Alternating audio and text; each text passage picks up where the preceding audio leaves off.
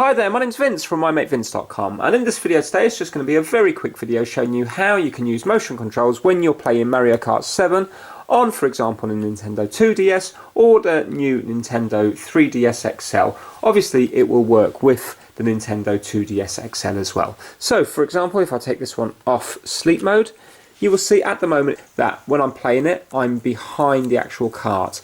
Let's say if you want to put it into first person mode, what you need to do is you just need to press up on the D-pad and then it will change to this one here. And now we can also use motion controls. You can see there where I'm turning around. You can still drift around the corners and everything.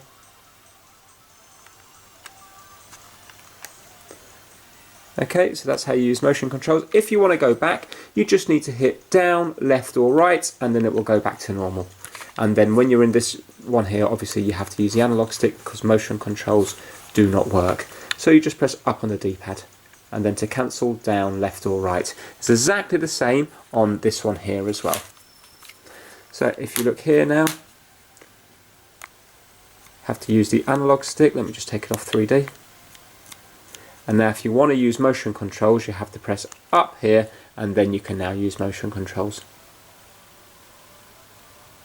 If you want to cancel, again, left, right, down, and it will go back to normal. Again, nice quick video showing you how to set up motion controls when you're playing Mario Kart 7. Hope you enjoyed it. If it helped you out, please give it a thumbs up and please subscribe for more how-to videos. Take care, bye now.